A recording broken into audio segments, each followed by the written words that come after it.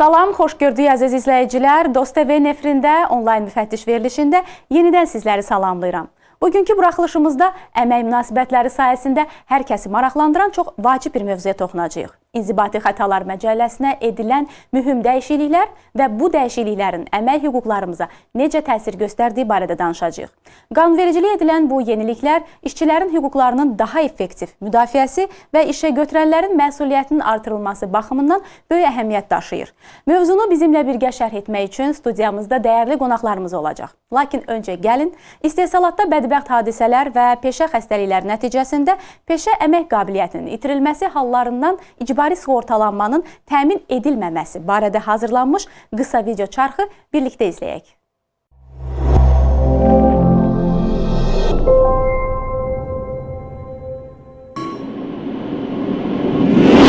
İstehsalatda bədbəxt hadisələr və peşə xəstəlikləri nəticəsində peşə əmək qabiliyyətinin itirilməsi hallarından icbari sığorta haqqında Azərbaycan Respublikasının qanununa əsasən hər bir işçinin istehsalatda bədbəxt hadisələr və peşə xəstəlikləri nəticəsində peşə əmək qabiliyyətinin itirilməsi hallarından icbari sığortalanmamasına, o cümlədən müvafiq riskləri icbari qaydada sığorta etdirmək vəzifəsi müəyyən edilmiş fiziki və ya hüquqi şəxslər tərəfindən sığortaçı ilə icbari sığorta müqaviləsinin bağlanmamasına görə vəzifəli şəxslər 1500 manat məbləğində, hüquqi şəxslər 5000 manat məbləğində cərimə edilir.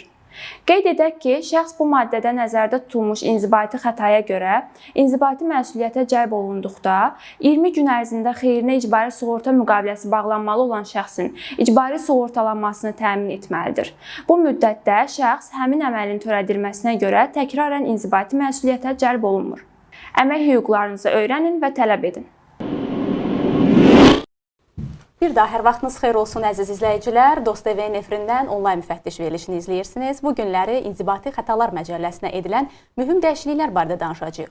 Bu dəyişikliklər nədən ibarətdir və bu dəyişikliklərin işçi və işə götürənlər üçün nə kimi əhəmiyyəti var və eyni zamanda əmək münasibətlərinə nə kimi təsir edir və bizim əmək hüquqlarımızı necə gücləndirir? Bütün bu suallara bugünkü efirimiz vasitəsilə cavab almağa çalışacağıq və mövzu ilə bağlı efirimizin qonaqları da buradadır. İstərdim elə qonaqlarımızı təqdim edim. Qonaqlarımız Əmək və Əhalinin Sosial Müdafiəsi Nazirliyi yanında İctimai Şuranın sədri Elşad Məmmədovdur. Elşad müəllim, xoş gəlmisiniz. Təşəkkür edirəm. Və Dövlət Əmək Müfəttişliyi Xidmətinin Daxili Nəzarət və Normativ Hüquqi Sənədlərlə İş Şöbəsinin müdir müavini Günel Baxşıyevadır. Günel xanım, xoş gəlmisiniz. Və elə istədim ilk olaraq Günel xanım, sizlə başlayaq. Ümumiyyətlə bu İnzibati Xətalar Məcəlləsinə edilən dəyişikliklər barədə bizi ümumi bir məlumat verərdiniz ki, nədən ibarətdir və nəyə görə bu dəyişikliklər oldu, hansı zərurətdən bu dəyişikliklər baş verdi? Solmaz xanım, bildiyiniz kimi İnzibati Xətalar Məcəlləsinə və Cinayət Məcəlləsinə dəyişiklik edilməsi haqqında Azərbaycan Respublikası qanunu 30 maydan artıq qüvvəyə mindi. Bu ilin 30 mayından qüvvəyə mindi və bununla da artıq bir çox müddəalarda həm belə deyək təkmilləşmələr oldu, həm yeni maddələrlə əvəz olundu, bəziləri artıq belə deyək mövcud olan maddələr daha da təkmilləşdirildi və bəzi maddələr də ləğv olundu. Bunlarla bağlı bunlar nə kimi, hansı zərurətdən yarandı? Belə deyək, əmək münasibətlərinin tənzimlənməsi, o cümlədən işçi ilə işə götürən arasında olan bu münasibətlərin, işçilərin hüquqlarının daha effektiv müdafiəsinin belə deyək, daha da təkmilləşdirilməsi məqsədi ilə qəbul olundu və bu dəyişikliklər çərçivəsində biz nələrə ilk öncə diqqət yetirsək daha yaxşıdır. Birinci olaraq, məsələn, 18-ci maddəyə dəyişiklik edildi İnzibati Xətalar Məcəlləsinə. Bildiyiniz kimi inzibati məsuliyyətə cəlb edilmənin müddətləri var və əmək mühafizəsi qaydalarının pozulması və istehsalatda baş verən bədbəxt hadisələrin araşdırılması, təhqiqatı və uçota alınması ilə bağlı məsələlər əvvəllər 4 ay ərzində belə deyək məsuliyyətə cəlb edilmə müddəti var idi. Bu artıq 1 illə əvəz edildi yeni dəyişikliyə əsasən. Bundan əlavə 116-cı maddəyə dəyişiklik edildi. Bu şərti cərimələrin sayının artırılması ilə bağlı idi. Bildiyiniz kimi bu vaxta qədər əmək qanunvericiliyi ilə bağlı 8 maddəmiz var idi. 116-cı maddədə şərti cərimədə 2 yeni maddə əlavə edildi. 192.2-ci, yəni attestasiya qaydalarının pozulması, işçilərin və iş yerlərinin attestasiya qaydalarının pozulması, eyni zamanda 192.4-cü maddə əlavə olundu. Belə deyək, bununla da şərti cərimələrin sayı artıq əmək qanunvericiliyi ilə bağlı 10-a çatdı. Eyni zamanda qeyd etdiyim 192.4-cü maddənin özünə də dəyişiklik edildi.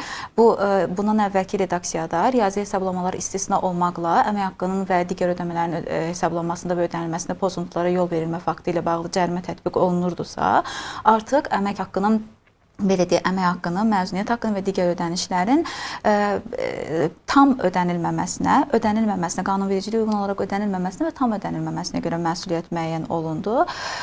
Eyni zamanda 469-cu maddəyə də dəyişiklik edildi. Yəni bilirsiniz də, hər bir işçinin hüquqlarından biridir ki, istehsalatda baş verən bədbəxt hadisələrdən sığortalansın. İşə götürənin də vəzifəsidir ki, bu sığortalanmanı həyata keçirsin. Və 469-cu maddədə dəqiqləşdirmə aparıldı. Əvvəllər belə deyək, əvvəlki redaksiyada belə idi, sığortalanmanın sığorta müqaviləsinin bağlanmaması ilə bağlı idi. Dolayısıyla bu da hər bir işçinin sığortalanması ilə bağlı idi. Sadəcə olaraq yeni redaksiyada daha da təkmilləşdirildi və dəqiqləşdirmə aparıldı. Artıq hər bir işçinin sığortalanmamasına görə və işə götürən tərəfindən sığorta müqaviləsinin bağlanmamasına görə hər iki hala görə cərimə məsuliyyət tədbiri müəyyən olundu. Eyni zamanda 539-cu maddəyə dəyişiklik edildi. Bilirsiniz də, Dövlət Əmək Müfəttişliyi Xidməti apardığı icraatlarla bağlı müəssisələrdən, işə götürənlərdən sənədlər, məlumatlar əldə etməyə hüququ var və Əmək Məcəlləsinin 15-ci maddəsinə əsasən sadəcə olaraq işə götürənlər bu məlumatları bizə təqdim edilmirdi. Bununla bağlı artıq məsuliyyət müəyyənləşdirilibdi. Yəni Əmək Müfəttişliyinin fəaliyyətinə mane olma ilə bağlı tələb olunan sənədlər vaxtında və düzgün tam şəkildə təqdim olunmursa, bununla bağlı artıq məsuliyyət müəyyən olundu. Eyni zamanda 555-ci maddənin də redaksiyası təkmilləşdirildi. Burada belə də istehsalatda baş verən bədbəxt hadisələrlə bağlı xidmətin məlumatlandırılması məsələsi vardı. Bir gün ərzində eyni zamanda gizlədilmə faktı var idi və təhqiqat aktının iz aktına uyğunluq məsələsi var idi. Hansı ki, bu daha da təkmilləşdirildi, dəqiqləşdirmələr aparıldı və artıq iz aktı təhqiqat aktına uyğun olmadıqda və yaxud işə götürən istehsalat zədəsi ilə iz aktı vermədikdə, müvafiq akt vermədikdə, boyun qaçırdıqda bununla bağlı məsuliyyət müəyyən olunur. Rəşad müəllim, siz necə düşünürsünüz? Ümumiyyətlə, İctimai Şuranın sədri olaraq bu Günel xanım yeniliklər barədə məlumat verdi. Siz necə dəyərləndirirsiniz? Sizcə işçilərin hüquqlarının qorunması baxımından bu yeniliklər nə dərəcədə özünü doğruldacaq? Hesab edirəm ki, bu yeniliklər iki tərəfdən də, yəni bir tərəfdən işə götürənlər və digər tərəfdən işçi qüvvəsi nöqteyi nəzərdən məsələyə yanaşdıqda hər iki tərəfin hüquq və səlahiyyətlərinin genişləndirilməsinə, eyni zamanda burada bir optimal balansın tapılmasına xidmət edir. Çünki bir tərəfdən biz bilirik ki, bazar iqtisadiyyatı şəraitində xüsusilə işə götürənlərin də müvafiq qaydada stimullaşdırılmasına ehtiyac var. Yəni, işə götürənlərin hüquqları kifayət qədər aydın olmalı və eyni zamanda onların ümumiyyətlə iqtisadi inkişafı, sosial inkişafı dəstəkləmək üçün onlara müvafiq şərait yaradılmalıdır ki, yeni işçilər işə cəlb olunsun, əmək bazarı genişlənsin, əmək bazarında alıcılıq qabiliyyəti ilə bağlı müsbət trendlər formalaşsın. Bu nöqteyi nəzərdən sözsüz ki, işə götürənləri də stimullaşdırmaq lazımdır. Amma digər tərəfdən, məsələnin o biri tərəfi, yəni o biri segmenti var ki, işçi qüvvəsinin hüquqlarının geniş şəkildə müdafiəsi məhz dövlət tərəfindən reallaşdırılmalıdır ilk növbədə. Çünki son nəticədə hansısa əmək mübahisələri yarandıqda, əmək bazarında hansısa ziddiyyətlər olduqda, burada bir arbitraj rolu baxımından üçüncü qüvvəyə ehtiyac var. Və bu nöqteyi nəzərdən mənə elə gəlir ki, bu qanunvericilikdə olan təkmilləşdirmələr, müvafiq yeniliklər məhz bu balansın tapılmasına və əmək münasibətlərinin bir tərəfdən daha çevik olmasına, digər tərəfdən daha aydın şəkildə yarana biləcək mübahisələrin həlli istiqamətində mənə elə gəlir ki, bu yeniliklər böyük imkanlar açır. Və Günel xanım əslində qeyd etdi bəzi məqamları. Mən sadəcə olaraq bunun bir ictimai effekti barədə danışmaq istəyərdim. Çünki bir tərəfdən görürük ki, işə götürənlərin imkanları bu yeniliklər nəticəsində genişlənir. Bu danılmazdır. Amma digər tərəfdən işə götürənlərin məsuliyyəti də artır. Yəni, hansısa misal üçün əmək müfəttişliyi xidmətinə məlumatlar çatdırılmalıdır. Vaxtında bu olmadıqda bunun özü artıq müvafiq məsuliyyətə səbəb olur. Bu nəyə gətirməlidir zənnimcə? Bu ona gətirməlidir ki, işə götürənlər daha konkret, daha məsuliyyətli formatda öz işlərini qurmalı və aidiyyatı quruma, Dövlət Əmək Müfəttişliyi Xidmətinə mütəmadi və qanunvericilik çərçivəsində məlumatlandırma ilə bağlı olan proseslərini, yəni müraciətlərini rəsmiləşdirməli və vaxtında reallaşdırmalıdır. Yəni, bu yenilikləri mən sırf işə götürənlərin xeyrinə olan bir yeniliklər kimi dəyərləndirməyin tərəfdarı deyiləm. Burada balanslı bir yanaşma var. Çünki işçilərin də hüquqların qorunması ilə bağlı, Günel xanım dedi, əmək haqqının hesablanması ilə bağlı, xüsusilə bu məqam indi əmək bazarında biz bununla tez-tez rastlaşırıq. İctimai şura olaraq bizə də müraciətlər çoxdur ki, işə götürənlər əmək haqqını hansısa hallarda işçilər nöqteyi nəzərdən düz hesablamırlar, orada hansısa problemlər olur və bunun məsuliyyəti, yəni konkret şəkildə qanunvericilikdə mənə gəlir ki, göstərilməlidir və bu yeniliklər məhz buna xidmət edir. Düzdür, bundan əvvəlki qanunvericilikdə də bununla bağlı çərçivələr var idi. Müəyyən hallar göstərilirdi ki, o hallarda məsuliyyət çərçivəsi necə dəyişə bilər, yəni hansı məsuliyyəti işə götürənlər daha da nöqsanlar baş verərsə, daha da çox hiss edəcək. Bunlarla bağlı, yəni o çərçivələr ümumiyyətlə var idi. Yəni əmək münasibətlərindəki problemlərin yarandığı halda ki, hansı çərçivədə qərarlar qəbul olmalıdır, bununla bağlı yanaşmalar mövcud idi. Amma mən hesab edirəm ki, bu yeniliklər nəticəsində, bu təkmilləşdirmələr nəticəsində bu çərçivələr daha da konkretləşdirilir və bu çərçivələr fonunda biz konkret olaraq görəcəyik ki, işə götürənlərin bir tərəfdən missiyası və səlahiyyətləri digər tərəfdən nədən ibarətdir və digər tərəfdən biz təbii ki, işə götürənlərin maraqlarını nəzərə alırıqsa, işçi qüvvəsində maraqlarını nəzərə almalıyıq və düşünürəm ki, həm işçi qüvvəsi nöqteyi nəzərdən, həm işə götürənlər baxımından zənnimcə daha konkret çərçivələr müəyyən edilir və məsuliyyət çərçivələri də burada çox önəmlidir ki, biz bunları da görürük. Ona görə də mən əminəm ki, bu yeniliklər ölkədə əmək münasibətlərinin təkmilləşdirilməsinə, inkişaf etdirilməsinə şərait yaratmalıdır. Bu gün əmək bazarı çox mürəkkəb, mən deyərdim, bir kateqoriyadır. Yəni, bilirsiniz, əmək münasibətləri çərçivəsində istənilən an hansısa bir problemli məqam yarana bilər, mübahisə. Çünki bu canlı bir mexanizmdir. İşə götürənlərin öz maraqları var, korporativ maraqları var. Bazar iqtisadiyyat şəraitində bunu xüsusilə vurğulamaq lazımdır. Hər bir sahibkar çalışır mənfəət artsın. Hər bir sahibkar hər ayrılan manatına, qəpiyinə çalışır, hardasa qənaət eləsin. Onun birbaşa iqtisadi fəaliyyəti ilə bağlıdır. Bunu bu nöqteyi nəzərdən də yəni dəyərləndirmək lazımdır. Digər tərəfdən işçi qüvvəsi hər işlədiyi saata görə, hər işlədiyi dəqiqəyə görə onun o dəqiqəsi, o saatı onun vaxtıdır, enerjisidir, onun əməyidir. Buna görə də bunun dəyərləndirilməsini bu gözləyir. Burada belə gözləntilər var. Və belə olan halda bilirsiniz, mən bunu deməzdim ki, hansı bir rəqabət mühiti yaranır. Amma istər-istəməz bu ictimai münasibətlərdə, əmək münasibətlərdə burada suallar, problemlər ola bilər. Və bu problemlərin aradan qaldırılması üçün qanunvericiliyin daha da konkretləşdirilməsi çox vacibdir. Və bu yeniliklər mənə elə gəlir ki, bax bu konkretləşməyə, çünki onsuz da çərçivələr var idi, amma bu konkretləşdirməyə xidmət edir və ictimai sektor olaraq, ictimai şura olaraq mən hesab edirəm ki, biz bu yenilikləri dəstəkləməliyik.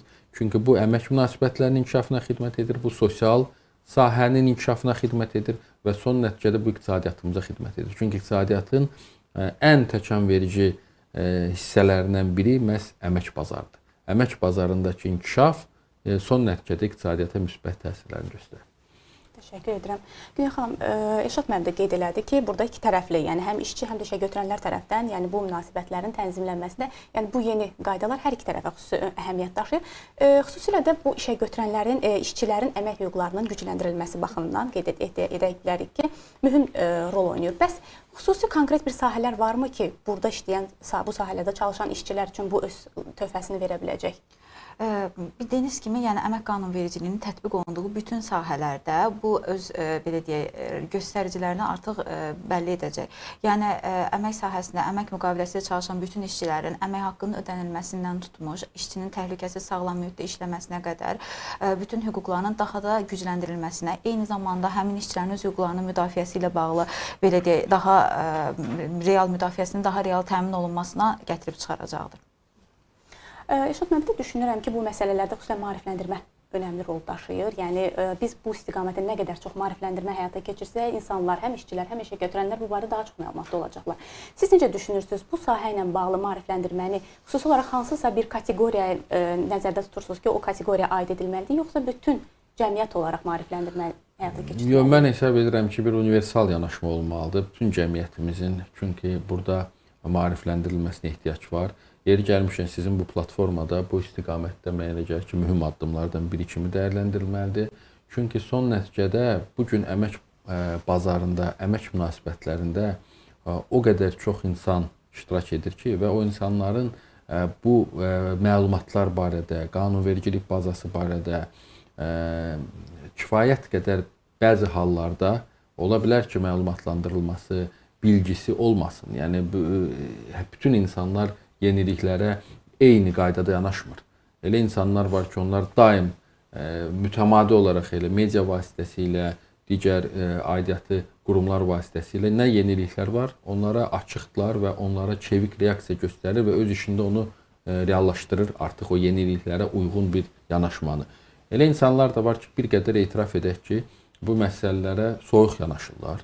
Yəni və universal bir maarifləndirmə platformasının olması çox vacibdir. Çünki son nəticədə bilirsiniz, yəni bir məsələ də var ki, insan əgər o işlədiyi sahədə gəlsə bir ay sonra hansısa yeniliklər barədə ona tutaq ki, məlumat verilməyib, onun da bununla bağlı məlumatı yoxdursa, o hansısa problemlə üzləşəcəksə, onda sual yaranacaq ki, yəni burada səbəbkar kim idi? Amma son nəticədə axı müvafiq platformalar olmalıdır ki, o platformalar hesabına ictimaiyyətə bu məlumatlar çatdırılsın və sevindirici haldır ki, bu ölkəmizdə var. Yəni demək olar ki, bütün qanunvericiliklə bağlı olan yeniliklər müvafiq qaydada, qanun çərçivəsində elan olunur, çatdırılır ictimaiyyətə. Amma ictimaiyyətin artıq nümayəndələri arasında fərqli münasibətlər, bu da tək Azərbaycana aid bir məsələ deyil. Yəni bütün ölkələrdə belədir ki, kimsə daha fəaldır, kimsə yeniliklər barədə, qanunvericilikdəki yeni yanaşmalar barədə daha tez məlumat alır, kimsə gec. Burada yəni son nəticədə dövlət öz üzərinə düşən işi istənilən halda görür. Yəni bu maarifləndirmə işləri aparılır. Amma yəni dövlətin missiyası öz yerində, dövlət bunu reallaşdırır. Mənə elə gəlir ki, ictimai sektorda bu prosesdə artıq bir sosial missiya olaraq, bir ictimai məsuliyyət olaraq öz rolunu kifayət qədər aktiv şəkildə reallaşdırmalıdır. Əhalinin geniş kateqoriyalarının məlumatlandırılmasında iştirak etməlidir. Bununla bağlı müvafiq tədbirlərin həyata keçirilməsi, onların mediada işıqlandırılması, bax bu platforma vasitəsilə çatdırılması, bunlar sözsüz ki, işin xeyrinədir. Çünki son nəticədə kiminsə məlumatı yoxdursa da bu platformalar vasitəsilə o məlumatı əldə edə bilər. Bir daha qeyd etmək istəyirəm ki, bu çox mühüm məsələdir. Çünki əmək bazarı çox çevikdir, çox dinamik inkişaf edir və əmək bazarında baş verən dəyişikliklərə cəmiyyətimizin geniş kateqoriyalarının hazır olması vacibdir. Dövlət onun üzərində olan işləri onsuz da reallaşdırır və maarifləndirməni də aparır. Amma eyni zamanda ictimai sektorun bu prosesdə aktiv şəkildə iştirakı düşünürəm ki, vacibdir və mən bu bir məqamı da fürsətdən istifadə edərək qeyd etmək istəyirəm ki, aidiyyatı dövlət qurumları ilə, o cümlədən Dövlət Əmək Müfəttişliyi Xidməti ilə ictimai sektor arasında bu istiqamətdə bir əməkdaşlıq platformasının olması mənə gəlir çox vacibdir. Çünki bir çox hallarda biz görürük ki, bəzi bizim əhali kateqoriyalarımız hansısa bir ictimai xadimin çatdırdığı, bəli, tamamilə razıyam sizinlə, daha tez reaksiya verir. Nəinki hansısa bir qurumun bir nümayəndəsi çıxış edəndə. Çünki o bəlkə də daha rahat formatda öz fikrini çatdırdığına görə o ictimaiyyətdə bunun yəni reaksiyası daha çevik olur. Ona görə ictimai sektorla aidiyyatı dövlət qurumlarının bu istiqamətdə əməkdaşlığı zənnimcə çox mühüm və məqsədə müvafiqdir. Düzdür, Eşrət mənim də vurğuladığı kimi biz Dövlət Əmək Müfəttişliyi Xidməti olaraq həmişə bu sahədə indi bizim İnzibati Xətalar Məcəlləsində edən dəyişikliklərlə bağlı müvafiq posterlər paylaşırıq, məlumatlar yayırıq, mütəmadi çalışırıq ki, bu barədə məlumatlandıraq. Amma təbii ki, bu işdə İctimai Şuranın da belə deyim də böyük rolu var ki, birgə necə deyirlər, İctimai Şura bir növ xalqla dövlət qurumu arasında körpü rolunu oynayır. Güney xanım, bir də digər bir məsələ, orada məsələn dəyişikliklərdən biri də o idi ki, işə götürənlər əmək haqqının gecikməsi halı olarsa, onu sonradan tam bərpa etmək üçün işə götürənə müəyyən bir vaxt da verirlər. Bu bir növ yumşalma hesabı olunur. Bəs əgər gecikmə ilə ödəsə belə olan halda işə götürənə yenə hər hansısa bir inzibati tədbir görülürmü onunla bağlı? Bəli, qeyd etdiyimiz kimi 192.4-cü maddəyə dəyişiklik edildi. Eyni zamanda 116-cı maddə, yəni inzibati cərimə şərti olaraq tətbiq edilməsi haqqında belə deyim, maddəyə əlavə olundu bu maddə. 192.4-cü maddənin mətnin dəyişikliyindən artıq belə bir qənaətə gəlirik ki, işə götürənlər gecikmə ilə belə olsa, əgər tam işçinin hüquqlarını belə deyək, bərpa ediblərsə, bütün ödənişləri tam ödəyiblərsə, bu zaman həmin şəxslərə məsuliyyət tədbiri tətbiq olunmayacaq artıq. Yəni bu da işə götürənlərin belə deyək, hüquq pozuntusunu aradan qaldırmasına da təşviq edəcək. Belə deyək də, məsələn, əmək haqqını gec ödəyibdir, amma ödəyibdir yenə də. Yəni bu halda artıq həmin işə götürən barəsində məsuliyyət tədbiri tətbiq olunmayacaq. Digər bir halda dediyiniz kimi 192.4-cü maddənin şərti cəriməyə əlavə olunması məsələsi artıq həmin maddə belə deyək, işə götürən işçinin əmək haqqını, məzuniyyət haqqını və yaxud digər ödəncilərin əmək məcəlləsində nəzərdə tutulmuş digər ödəncilərin ödənilməsində hüquq pozuntularına yol veribsə, artıq həmin şəxs barəsində şərti cərimə tətbiq olunacaq və şərti cərimənin belə deyək, mahiyyətinə uyğun olaraq da həmin şəxs tərəfindən bu hüquq pozuntusu aradan qaldırıldıqda artıq həmin cərimə ödənilməyəcək. Şadan, siz necə düşünürsünüz? Sizcə bu Güney xanımın dedikləri, yəni işə götürənlərin gecikmə ilə də olsa belə əmək haqqını yenidən geri vermələri, sizcə bu əmək bazarında balansı qoruyub saxlaya biləcəkmi? Bu çox mühüm bir məsələdir və yaxşı sualdır əslində zənnimcə. Çünki son nəticədə axı bizim bir dövlət olaraq, elə ictimai sektorunda o cümlədən məqsədimiz o deyil ki, elə mütləq cərimələr çoxalsın. Yəni son nəticədə məqsəd odur ki, əmək bazarı inkişaf etsin. İqtisadiyyatımıza müsbət təkan verək, sosial münasibətlərin daha da təkmil şəkildə reallaşdırılması mümkün olsun və ona görə mən hesab edirəm ki, bax bu müvafiq güzəştlər ki var, ki bunlar qanunvericilikdə nəzərdə tutulur, bunlar o qeyd etdiyim məramlara xidmət edir. Və bir məsələni də qeyd etmək istəyirəm. Bilirsiniz, son nəticədə istər işə götürən olsun, istər işçi qüvvəsi olsun, istənilən bir vətəndaşımız əgər sabah qanunvericilikdəki hansısa məsələlərdən onun xəbəri yoxdur kimi bir müraciətlə gəlsə belə, bu o demək deyil ki, o müvafiq məsuliyyətdən azad olunur. Yəni son nəticədə onun onsuz da əgər qanunvericilikdə bu varsa, bu da ona əməl etməyibsə, onun məsuliyyəti olacaq. Amma biz axı ictimai sektor olaraq da, dövlət qurumları olaraq da, bütövlükdə dövlət olaraq bizim ictimai bir missiyamız da ondan ibarətdir ki, vətəndaşlarımızın hüquqları qorunsun. Yəni vətəndaşlarımız hansısa bir, biz çalışırıq ki, biz istəyərik ki, hansısa bir problemlərlə üzləşməsin. O nöqteyi nəzərdən bir ictimai missiya olaraq biz təbii ki, çalışmalıyıq ki, daha çox maarifləndirmə işləri olsun, məlumatlandırma olsun ki, problemlər sabah yaşanmamasına doğru biz çalışırıq, hərəkət eləyək. Ona görə də bu nöqteyi nəzərdən bu məsələ çox hesab edirəm ki, vacibdir. Xüsusilə onu da nəzərə aldıqda ki, bizim əmək münasibətlərində yeniliklər, çeviklik, dinamika çox yüksəkdir.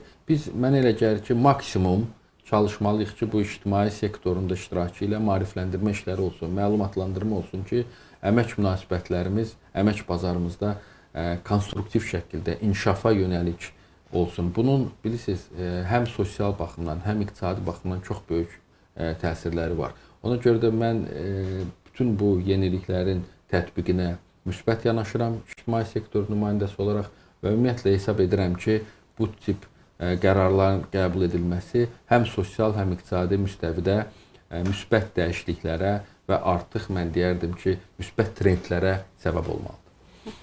Güney xanım, bayaqlar danışanda vurğuladınız, əmək qanunvericiliyində cərimələrin şərti tətbiq olunması. Bu nə deməkdir? Bunu biraz daha açardınız. Bəli, inzibati cərimələrin şərti olaraq tətbiq edilməsi nə deməkdir? Məsələn, bir cərimə tətbiq olunur, işə götürən xüsusi maddələr də, həmin 116-cı maddədə nəzərdə tutulmuş xüsusi maddələrlə bağlı cərimə tətbiq olunur və işə götürənə müəyyən müddət verilir. Yəni, həmin maddədə nəzərdə tutulan 1 ayadək və yaxud da ki, əlavə araşdırma tələb olunursa, bu müddət artırıla bilir 2 ayadək. Amma həmin müddət ərzində işə götürən bu xətanı aradan qaldırırsa, artıq həmin cəriməni ödəmir.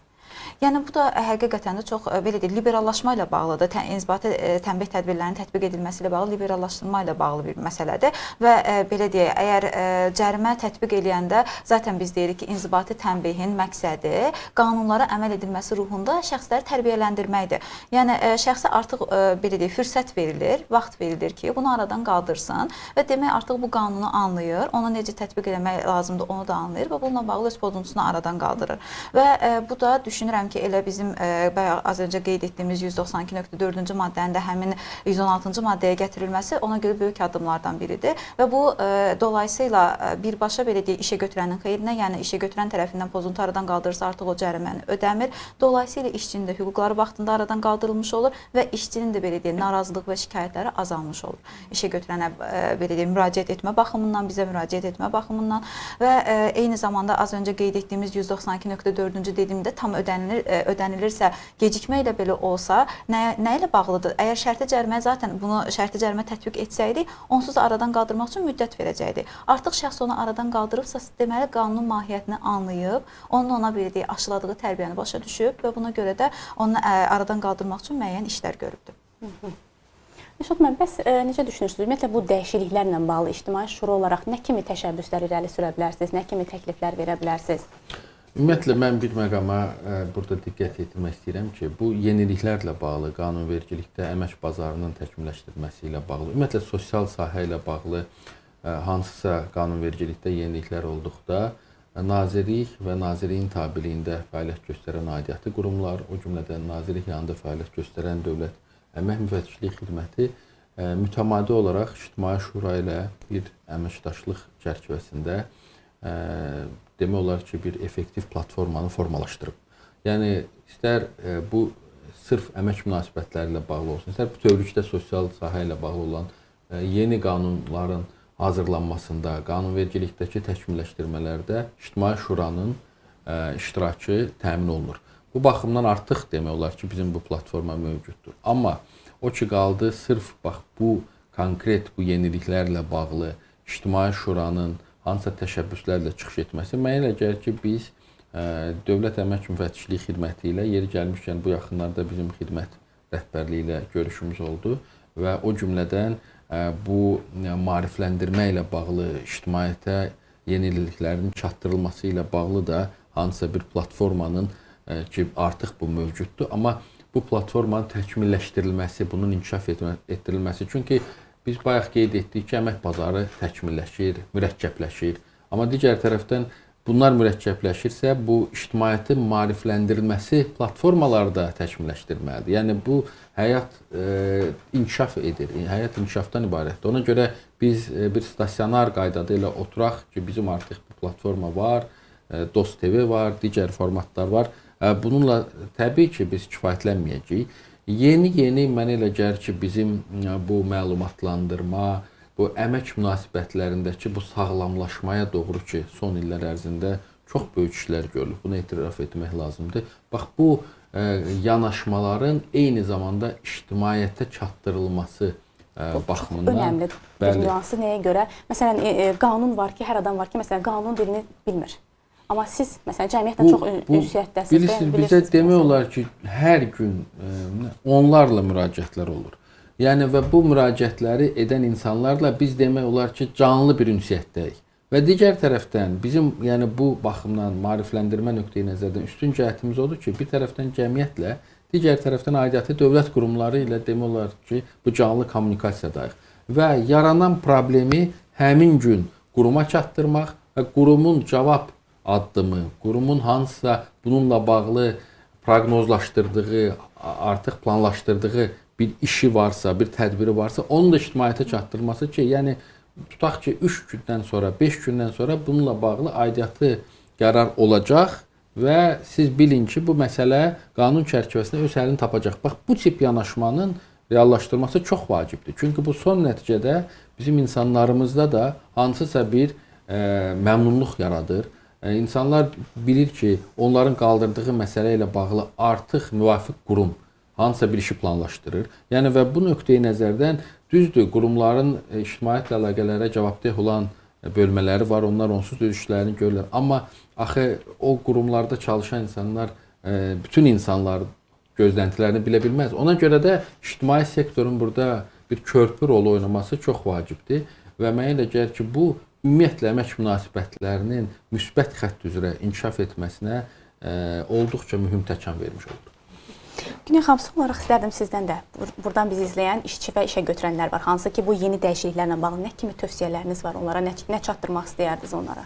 Solmaz xanım, bilirsiniz də, əmək münasibətlərinin tərəfləri işçi və işə götürəndir və bu münasibətlər nə qədər möhkəm olmasa hər iki tərəfdən asılıdır. Buna görə də işçilərə tövsiyəm odur ki, öz hüquqlarını bilsinlər, məlumatlı olsunlar, məlumat almaq üçün bizə müraciət eləsinlər, hüquqları pozulursa bizə müraciət eləsinlər, kömək eləyək onlara hüquqlarının bərpa olunması baxımından aidiyyatı dövlət orqanlarına müraciət eləsinlər, eləcə də ictimai bildikləri ictimai şuraya müraciət eləsinlər öz hüquqlarının bilməsi, öyrənilməsi üçün. İşə götürənlərə də tövsiyəm odur ki, bu dəyişikliklər onlara böyük imkan verir. Yəni tövsiyə edərdim ki, bu imkanlardan istifadə eləsinlər və artıq işçilərin hüquqlarını bərpa etdikdən sonra, yəni cərimədən azad olunma, yəni artıq məsuliyyətə cəlb edilməmə böyük bir onlar üçün töhfədir. Bundan istifadə etsinlər, tövsiyə edərdim. Belə deyək, işçi ilə işə götürən arasında onların hüquqları və vəzifələrinə nə qədər məsuliyyət yanaşırlarsa özləri, bu artıq əmək münasibətlərinin dayanıqlılığını o qədər artırır. Ona görə də tövsiyəm odur ki, belə deyək, öz hüquqlarını bilsinlər, işə götürənlər işçilərin hüquqlarına qorusunlar və zərurət olduqda da bizə müraciət eləsinlər, biz onların hüquqlarının müdafiəsi ilə bağlı müəyyən işlərimizi görək. Son olaraq sizdən də tövsiyələrinizi eşitmək istərdim. Əslində Günel xanım, mən ona əlavə edəcəkdim ki, İctimai Şuraya da müraciət edə bilərlər və Günel xanım onu qeyd etdi. Doğrudan da mən artıq uzun illər ərzində ki, bu İctimai Şura çərçivəsində bu əmək bazarında o cümlədən yaranan məsələləri geniş və dərindən tədqiq edirəm və müsbət hal kimi qiymətləndirmək zənnimcə vacibdir ki, aidiyyatı dövlət qurumları bu istiqamətdə çox böyük işlər görür. Bununla yanaşı təbii olaraq bir qədər öncə də qeyd etdiyimiz kimi əmək münasibətləri çox mürəkkəbdir. Problemlər hər gün yarana bilər və mən də bütün bizim vətəndaşlarımıza bu platformadan istifadə edərək bildirmək istəyirəm ki, istənilən halda hansısa problemlər yarandıqda dövlət qurumları maksimum şəkildə çalışacaq o problemlərin həllinə, təbii ki, qanun çərçivəsində nail olsunlar. Və eyni zamanda ictimai sektorunda, İctimai Şuramızın da mühüm missiyalarından biri ondan ibarətdir ki, biz də vətəndaşlarımızın yanında olmalıyıq və qanun çərçivəsində müvafiq qaydada, yəni mütləq şəkildə qanun çərçivəsində ictimai münasibətlər çərçivəsində, əmək münasibətləri olsun, istənilən ümumiyyətlə digər problemlərin həllində biz vətəndaşlarımızla, dövlət qurumları ilə bir yerdə bu problemlərin həllinə çalışmalıyıq və düşünürəm ki, biz bu missiyamızın üzərindən məsuliyyətlə gələ biləcəyik.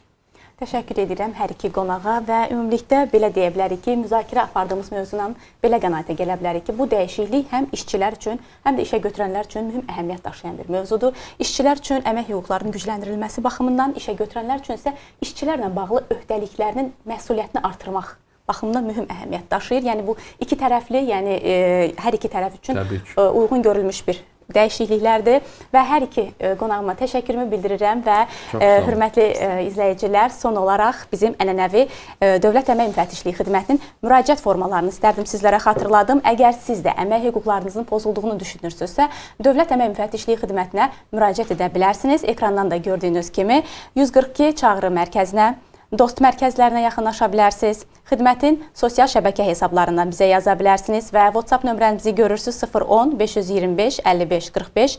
Elektron poçt ünvanımızı görürsünüz və bizim poçt ünvanımız Svetlana Məmmədova küçəsi 107. Belə əziz izləyicilər, bugünlük bizdən bu qədər. Növbəti efirlərdə görüşmək üzrə. Sağ olun.